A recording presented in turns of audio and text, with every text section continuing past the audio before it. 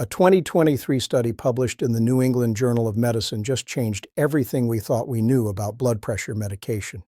I'm Dr. John White, board-certified cardiologist with 25 years treating hypertension. According to a 2024 meta-analysis in The Lancet covering 47,000 patients, home blood pressure monitoring reduces cardiovascular events by 18%. But here's the problem. Only 38% of hypertensive patients in the US, UK, and Canada actually monitor at home regularly. Let's start with something called white coat hypertension. And this isn't just folklore, it's documented science. A 2022 systematic review in Hypertension Journal analyzed 64 studies involving over 91,000 participants. Office blood pressure readings averaged 14 mmHg higher systolic and 8 mmHg higher diastolic compared to home readings. The JAMA study from 2023 showed that 15 to 30% of people diagnosed with hypertension in clinical settings actually have normal blood pressure at home. But there's a flip side, masked hypertension. 10 to 17% of people with normal office readings actually have elevated blood pressure at home.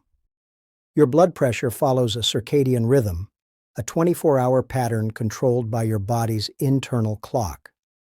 Between 6 to 10 a.m., blood pressure naturally rises by 10-20 mmHg.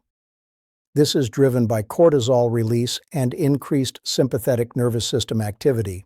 A 2020 study in hypertension research showed that excessive morning surge increases stroke risk by 280%. Your blood pressure should drop 10 to 20% during sleep. This is called dipping. Non-dippers have 41% higher risk of cardiovascular events and 2.7 times higher risk of stroke. So what does the science actually say about lowering blood pressure? Let me share the interventions with the strongest evidence. The DASH diet reduced systolic blood pressure by 11.4 mmHg in hypertensive patients, equivalent to a single blood pressure medication.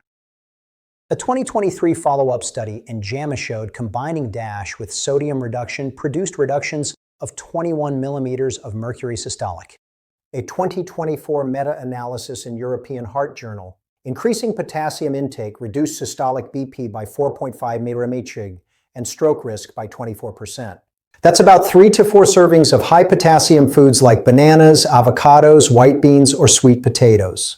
The 2019 systematic review in Journal of the American Heart Association analyzed 391 trials involving 39,742 participants. The optimal dose? 150 minutes of moderate intensity aerobic exercise weekly. That's 30 minutes, 5 days per week.